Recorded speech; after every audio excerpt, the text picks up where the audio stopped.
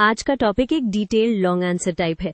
हमें समझाना है कि टूरिज्म को ट्रेड की तरह कैसे देखा जाता है और कैसे ये नेशनल इकोनॉमी की लाइफलाइन बन जाता है। चलो इसे स्टेप बाय स्टेप पॉइंट्स के साथ क्लियरली बिल्ड करते हैं। चलो एक simple concept map type diagram imagine करते हैं। इससे एक ही नजर में दिखेगा कि टूरिज्म से पैसा कैसे फ्लो होता है और कौन कौन से सेक्टर्स बेनिफिट लेते हैं। सबसे पहले इंट्रोडक्शन सेट करते हैं। एग्जामिनर को स्टार्ट में ही क्लैरिटी चाहिए होती है। टूरिज्म सिर्फ घूमना फिरना नहीं बल्कि एक ऑर्गेनाइज्ड इकोनॉमिक एक्टिविटी है जो डिमांड क्रिएट करती है और सर्विसेज सेल होती हैं। अब टूरिज्म को ट्रेड की तरह डिफाइन करते हैं। ट्रेड का कोर आइडिया होता है बाइंग एंड सेलिंग।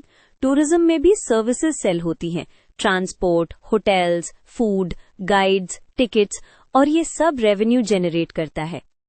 अब लाइफलाइन वाली बात यहीं से स्ट्रांग होती है कि फॉरेन टूरिस्ट जब यहाँ स्पेंड करते हैं तो कंट्री को फॉरेन एक्सचेंज मिलता है। ये बिल्कुल एक्सपोर्ट जैसे वर्क करता है क्योंकि सर्विस हम प्रोवाइड कर रहे हैं और पेमेंट बाहर से आ रही है। नेक्स्ट बिग पॉइंट है एम्प्लॉयमेंट। टूरिज्म लेबर इंटेंसिव होता है, मतलब जॉब्स डायरेक्ट भी बनती है और इनडायरेक्ट भी। Direct jobs hotel staff, drivers, guides, और indirect jobs farming, handicrafts, construction, supply chains में होती हैं। इससे अनएम्प्लॉयमेंट रिड्यूस होता है। अब एक कॉन्सेप्ट जो एग्जामिनर्स को पसंद आता है, मल्टीप्लायर इफेक्ट। टूरिस्ट का एक खर्चा सिर्फ एक जगह नहीं रुकता। होटल को पे हुआ, होटल ने स्टाफ को सैलरी दी, स्टाफ ने मार्केट से परचेज किया, मनी इकोनॉमी में सर्कुलेट करता है। टूरिज्म इंफ्रास्ट्रक्चर को बूस्ट देता है और यही इकोनॉमी की लाइफलाइन जैसा फील होता है। Roads, airports, rail connectivity, sanitation, internet, ये सब टूरिज्म के प्रेशर से इम्प्रूव होता है और लोकल रेजिडेंट्स को भी लॉन्ग टर्म बेनिफिट मिलता है।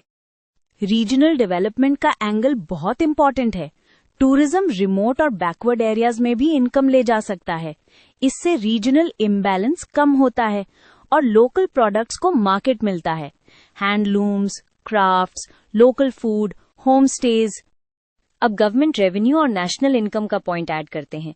टूरिज्म से टैक्सेस आते हैं, GST, entry fees, hotel taxes, और ओवरऑल जीडीपी कंट्रीब्यूशन बढ़ता है। ये पब्लिक सर्विसेज फंड करने में हेल्प करता है।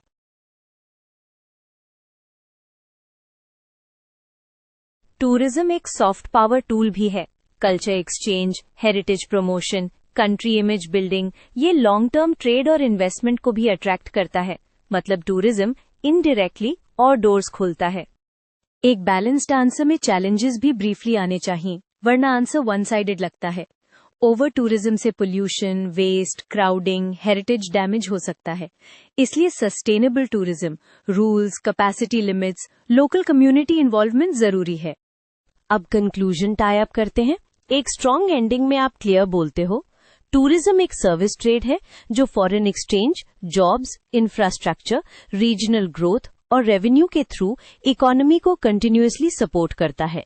इसीलिए इसे नेशनल इकोनॉमी की लाइफलाइन कहा जाता है।